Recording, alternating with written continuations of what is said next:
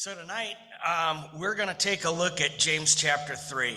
Along with this, we're going to look at some other scriptures in the Bible that and see what they have to say in regarding to what James is trying to teach us. So we're going to look at James, and we're going to look at some other scriptures to support those teachings. So to get started, let's go ahead and look at James chapter 3, verse 1. So in James chapter 3, verse 1, it says, "My brethren, be not many masters, knowing that we shall receive the greater condemnation." So what James is saying here is he's giving us a warning. He says, let's not be in such a hurry to be the religious authority or the religious leader. Don't be so eager to be the guy who has all the answers spiritually, because he says we will receive the greater condemnation. We're going to be judged for what we say. We're going to be judged for what we do. So we want to make sure that we're not jumping into something that we shouldn't be messing with. And so he said, be not many masters. In Matthew chapter 12, verses 35 through 37, it says, "A good man out of the good treasure of the heart bringeth forth good things. An evil man out of the evil treasure bringeth forth evil things. But I say unto you that every idle word that men shall speak, they shall give an account thereof in the day of judgment. For by thy words thou shalt be justified, and by thy words thou shalt be condemned." We have to give an account for the things that we say. So it is important that we consider our advice. It's important that we consider what we say before we say it. Do we really need to say it? Is it edifying? Is it going to help the person?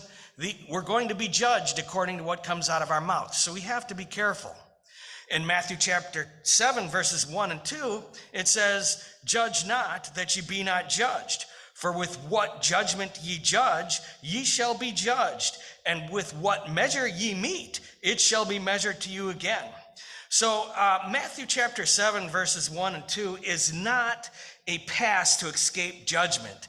It is a warning that we must measure up to the judgment that we judge. Is it good to make a judgment that we ourselves don't keep? Or do we make judgment over something when we are yet guilty of another situation?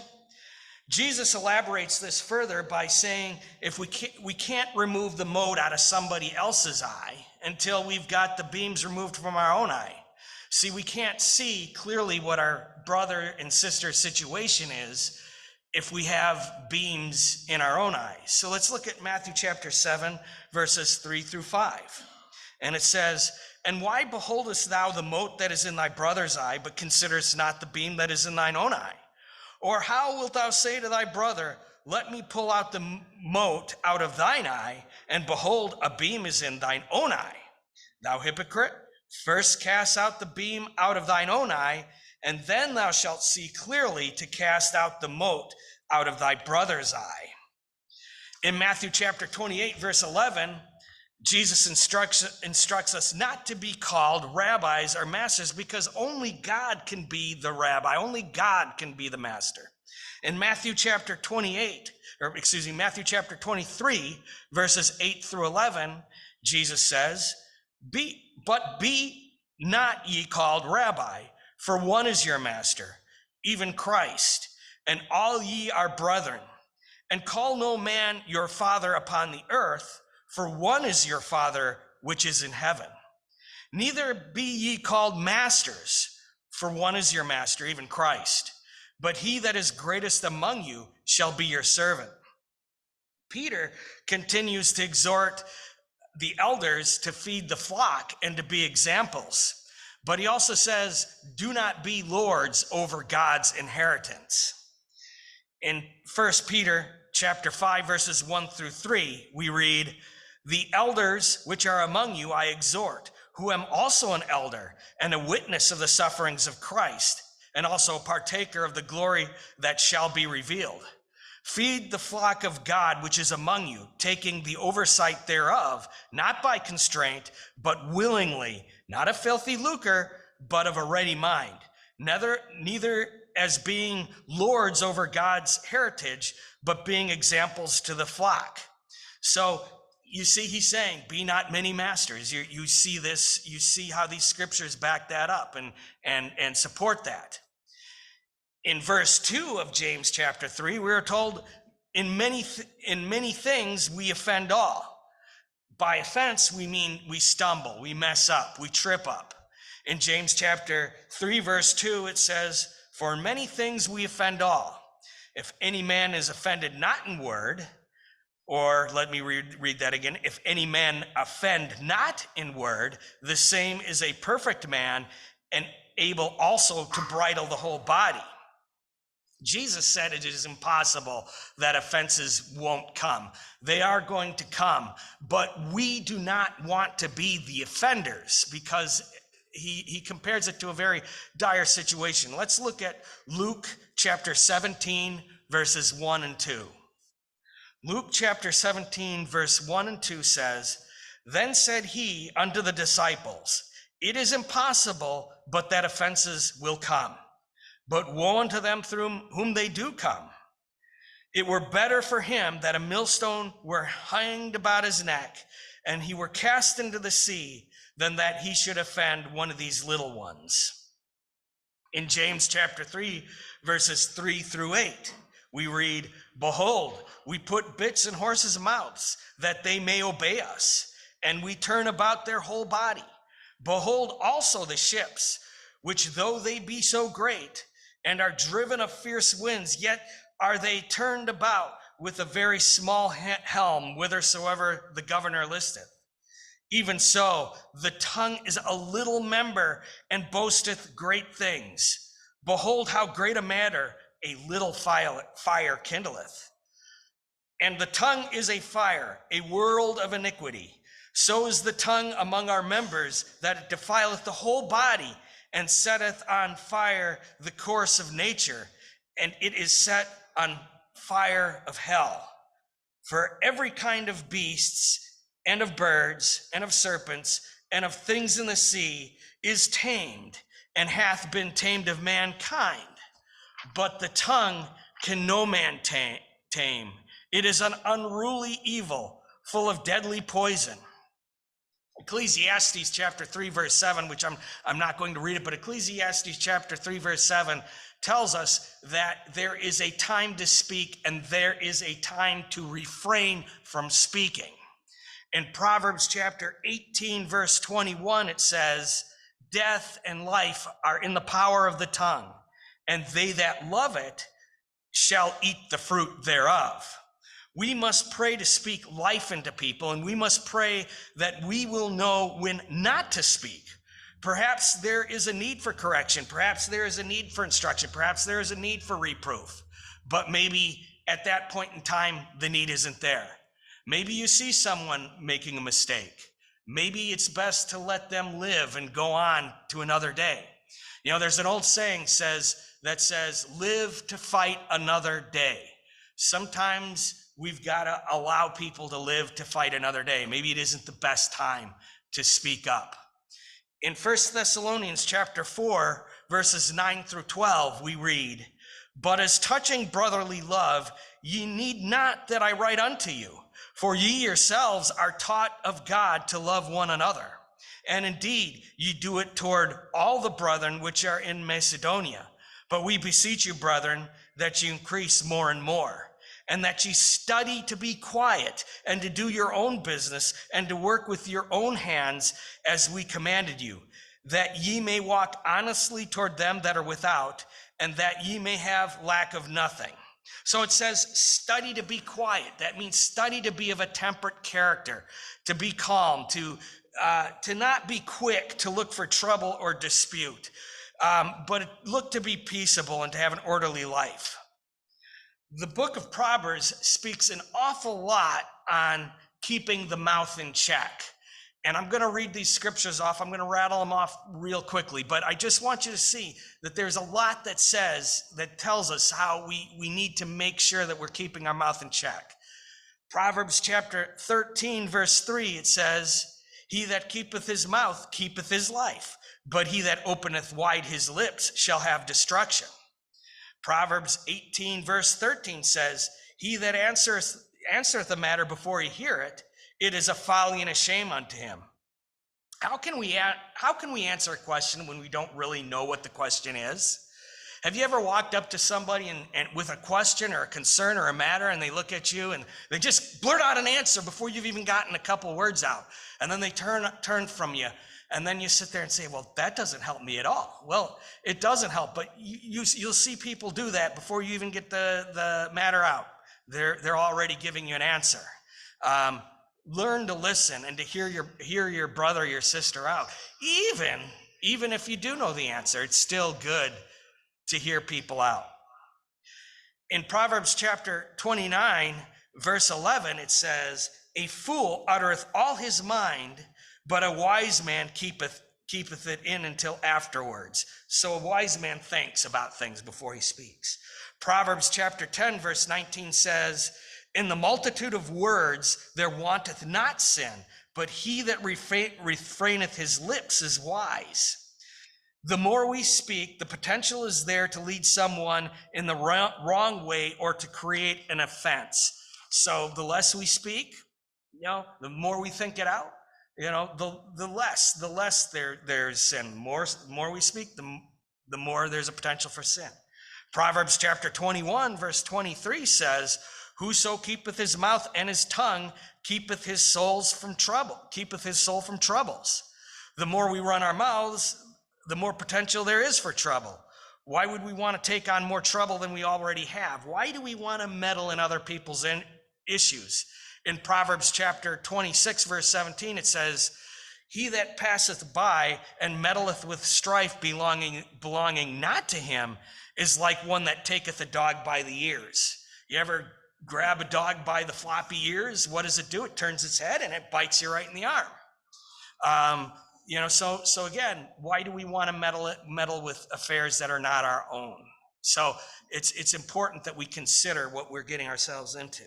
In James chapter 3, verses 9 through 12, it says, therewith bless we God, even the Father, and therewith curse we men, which are made after the similitude of God.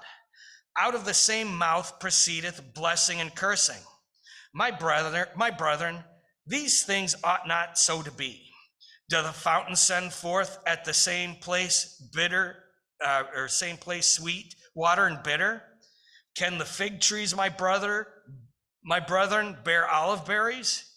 Either a vine figs, so that no fountain both yield salt, so can no fountain both yield salt water and fresh. So you hear this, Jesus says, a fountain cannot yield forth salt water and fresh water.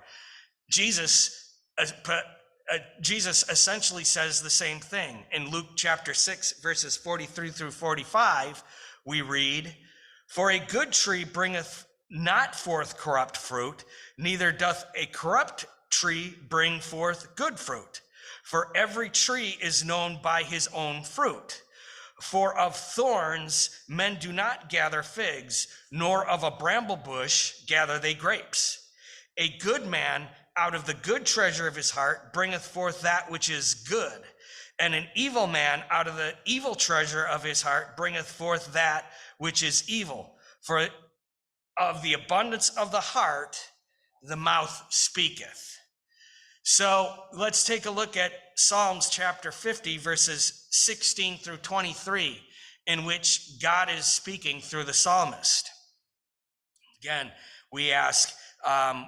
James asks about with the same mouth we give out blessings and cursings. Well, this is what God speaks through a psalmist. In Psalms chapter 50, verses 16 through 23, we read, but unto the wicked God saith, what hast thou to do to declare my statutes, or that thou shouldest take my covenant in thy mouth, seeing thou hatest instruction, and casteth my words behind thee?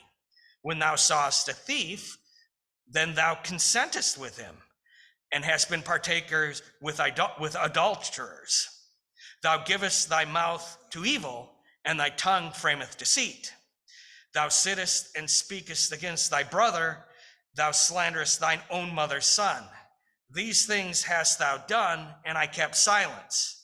Thou thoughtest that I was altogether such a one as thyself, but I will reprove thee, and set them in order before thine eyes. Now consider this, ye that forget God, lest I tear you in pieces, and there be none to deliver. Whoso offereth praise glorifieth me, and to him that ordereth his conversation aright will I show the salvation of God.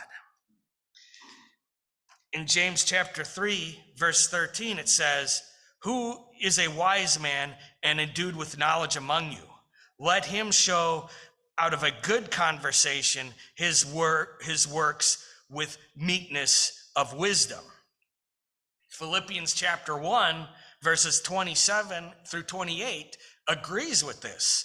For it says, again, Philippians chapter 1, verses 27 through 28, only let your conversation be as it becometh the gospel of Christ, that whether I come and see you or else be absent, I may hear of your affairs, that ye stand fast in one spirit, with one mind striving together for the faith of the gospel, and in nothing terrified by your adversaries, which is to them an evident token of perdition, but to you of salvation, and that of God. Let your conversations be right and be according to God. In James chapter 3, verses 14 through 16, it says this, but if ye have bitter envying and strife in your hearts, glory not, and lie not against the truth. This wisdom descendeth not from above, but is earthly, sensual, devilish. For where envying and strife is, there is confusion and every evil work. In 1 Corinthians chapter 14, verse 33, Paul says, for God is not the author of confusion, but of peace, as in all the churches of the saints. But when we have envying and strife, we don't have a clear mind. Instead, we have confusion. In Proverbs chapter 14, verse 30, it says, a sound heart is life of the flesh, but envy is rottenness of the bones. So a sound heart that is working properly is life to the flesh.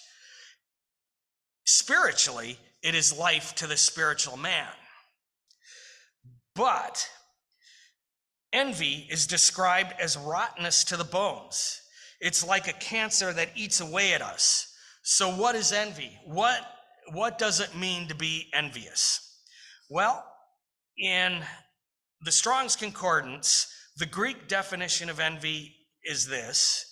It is from G2204, properly heat, i.e. figuratively, zeal, in a favorable sense, ardor, in an unfavorable one, jealousy, as of a husband, figuratively of God, or an enemy, malice, emulation, envying, fervent mind, indignation, jealousy, zeal. The Hebrew definition is jealousy or envy, jealousy, sake, zeal. So moving on, going on to Luke chapter 11, verses 34 through 35, it says, the light of the body is the eye. Therefore, when thine eye is single, thy whole body also is full of light. But when thine eye is evil, thy whole body is full of darkness. Take heed, therefore, that the light which is in thee be not darkness. So a philosopher by the name of William Blake once said, the eye that alters all. If we allow ourselves to be filled with darkness, if we allow strife and bitterness and sin to come in, our whole perception is changed. Our whole perception of life is changed. And now where there was once peace and soundness of mind, there is now confusion and sin. You can reference a scripture, Matthew chapter 12, verses 43 through 45. I'm not going to read it, but it is the scripture that talks about when an unclean spirit goeth out of a man. It goes and it goes to and fro, and then what happens? It comes back and it finds its old home swept and cleaned up and garnished. And you know what? It brings back 7 spirits more wicked than itself. So if we allow darkness to come in, then bitterness, envy, all these things, it starts to spoil us and it changes our perception on everything. Let's take a look at 1 John chapter 3, verses 7 through 12. Little children, let no man deceive you. He that doeth righteousness is righteous, even as he is righteous. He that committeth sin is of the devil, for the devil sinneth from the beginning. For this purpose the Son of God was manifested, that he might destroy the works of the devil. Whosoever is born of God doth not commit sin, for his seed remaineth in him. He cannot sin, because he is born of God. In this the children of God are manifest, and the children of the devil. Whosoever doeth not righteousness is not of God, neither he that loveth not his brother. For this is the message that ye heard from the beginning, that we should love one another. Not as Cain, who was of that wicked one, and slew his brother. And wherefore slew he him? Because his own works were evil, and his brother's righteous. So again, you see that example of envy. Cain envied Abel because God received Abel's offering, but he did not receive Cain's. So it drove him to the point where he decided that he wanted to murder his brother. In James chapter 3, verses 17 through 18, it says, but the wisdom that is from above is first pure, then peaceable, gentle, and easy to be entreated, full of mercy and good fruits, without partiality and without hypocrisy. And the fruit of righteousness is sown in peace of them that make peace. Galatians chapter 6, verses 1 through 5 says, brethren, if a man be overtaken in a fault, ye which are spiritual, restore such a one in the spirit of meekness, considering thyself, lest thou also be tempted. Bear ye one another's burdens, and fulfill the law of Christ. For if a man think himself to be something when he's nothing, he deceiveth himself. But let every man prove his own work, and then shall he have rejoicing in himself alone, and not in another. For every man shall bear his own burden. And Paul, Apostle Paul, says in 1 Corinthians chapter 9, verses 24 through 27, know ye not that they which run the race run all, but one receiveth the prize? So run that you may obtain. And every man that striveth for the mastery is temperate in all things. Now they do it to obtain a corruptible crown, but we an incorruptible crown. I therefore so run, not as uncertainly, so fight I, not as one that beateth the air, but I keep under my body and bring it into subjection, lest that by any means, when I have preached to others, I myself should be a castaway. So it says we must be temperate in all things. We must consider the possibility that we ourselves could be one that could fall and be a castaway. Again, James said, but the wisdom that is from above is first pure, then peaceable, gentle, and easy to be entreated, full of mercy and good fruits, without partiality and without hypocrisy. And the fruit of righteousness is sown in peace of them that make peace. Galatians chapter 5, verses 22 through 26 speaks even more on the fruits of the Spirit. In Galatians chapter 5, verses 22 through 26, we read, but the fruit of the Spirit is love, joy, peace, long-suffering, gentleness, goodness, faith, meekness, temperance. Against such there is no law. And they that are Christ have crucified the flesh with the affections and lusts. If we live in the Spirit, let us also walk in the Spirit.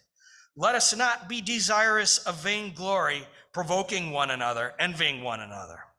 Again, it says in the first chapter of James chapter 3, or in the first verse of James chapter 3, be not many masters.